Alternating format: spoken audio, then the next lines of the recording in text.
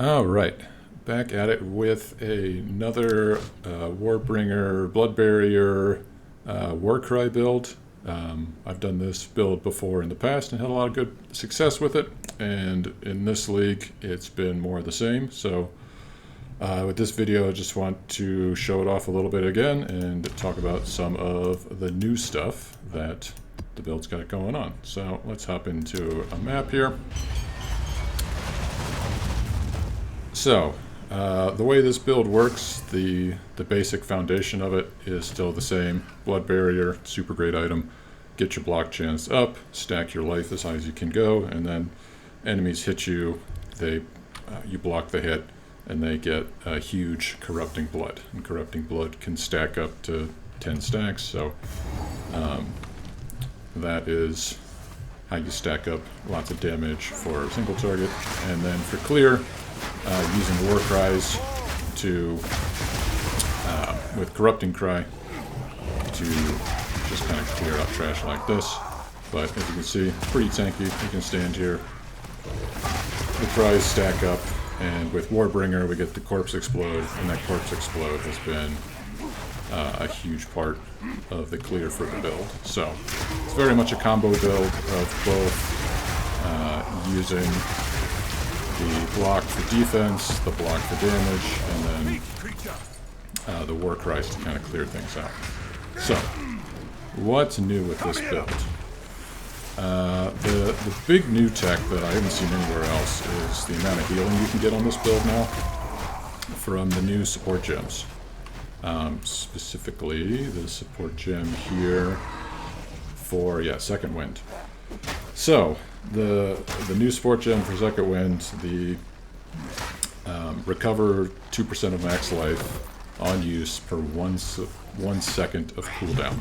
So these war cries have cooldowns, so we get 9 seconds, so that's 9 times to 18% of my life. I just instantly recover every single time I war cry. And another new thing, we can actually use both war cries now, because we can have the same supports for both. So that works out nicely. You can push back the seismic, or some backs it makes more sense to let them come to you to clear things out. But yeah, the healing is fantastic. So it works with Warbringer since we ignore the cooldown, but the cooldown's still there, so we get all the healing. But there's actually, you can use Forge Hammer instead.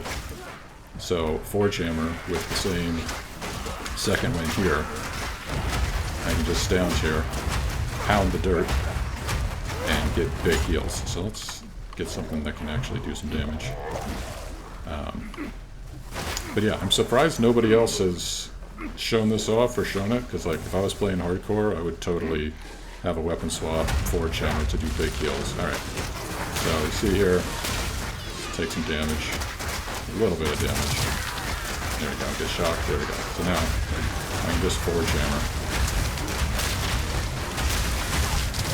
And every time I Forge Hammer, since the Forge Hammer is like this 13-second cooldown, but the cooldown only happens if we explode the hammer, right? So as long as the hammer's in your hand,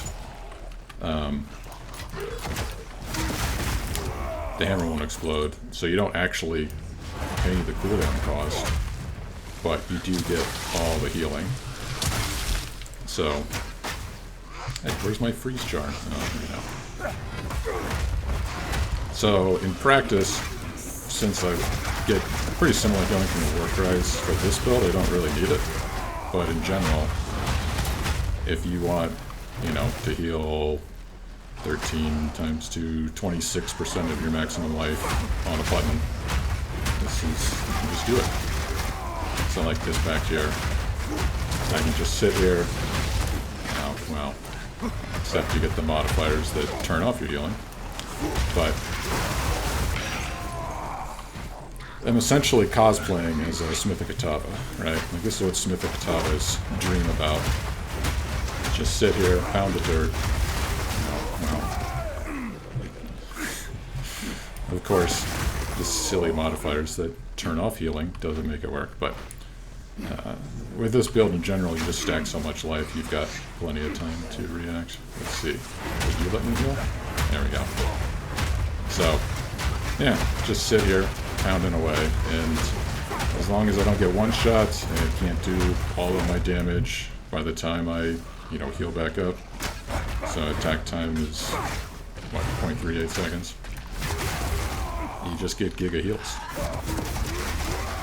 So, God, the freeze is annoying in this. So yeah, you can see there. Go down to low life, just push one button. And the nice thing with the hammer is it actually double taps. So you get like 50% of your life per cast, because both the throwing of the hammer and the retrieval of the hammer grants you the better life benefit. So, yeah, super crazy healing, super fun, and so it does make a nice gameplay where for like big tanky bosses or big rares are like abysses, you can just stand on top of the abyss, pound away, and then build up corpses, and then explode all the corpses, and everything blows up. And if you do blow up your hammer, you get a second cooldown, so it doesn't even matter. So yeah, that's the heal tech, that's the new stuff on the build. Some other small stuff with this. Since we can weapon swap instantly now, at least for me, like if you're going to use the hammer tech, you can use your weapon swaps here, and then on, since we don't need the Warcry speed, so the Warcry nodes aren't necessary when we're using the hammer, so just did a small weapon swap here to get, just to get more attack speed on the hammer itself. And, oh yeah, since we can lock stuff now, so if you don't know, you can go to your items, if you right click here, it'll lock it to both, and each side's independent. So that means even when we switch to our second weapon swap, it's still the same weapons, and it's all instant anyway. So if you wanted to, you could have a different weapon in here, but there isn't really anything particular for this particular build that needs a separate weapon. Other stuff for the build that's new. These nodes down here. So I saw this, the streamers are using this for chill immune, and it's super nice on this. You can see this is a chilled ground map, and it does nothing at all.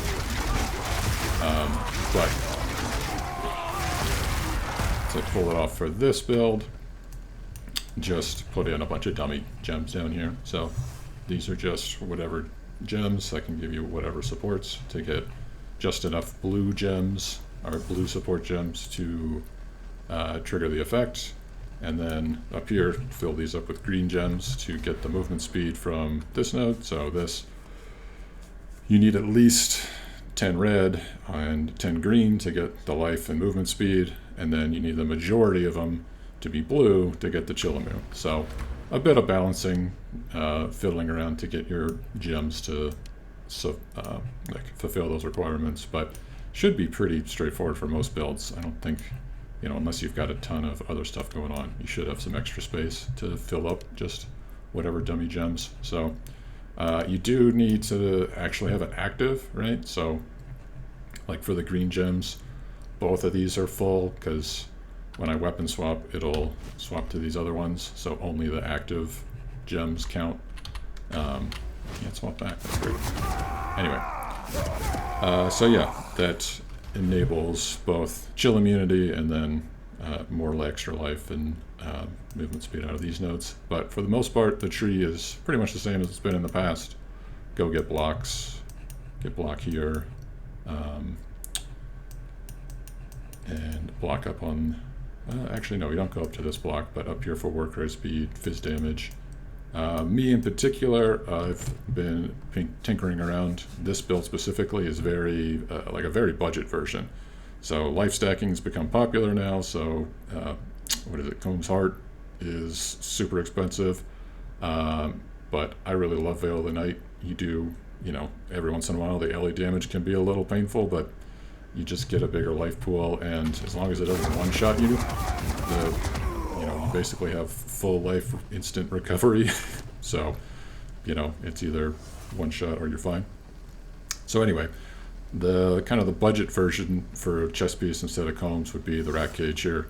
So only 300 life, but it's still pretty decent chunk of life. And then that fire damage taken as physical damage, I think this gives you ignite immune. It feels like I don't get ignited outside of just stepping on burning ground.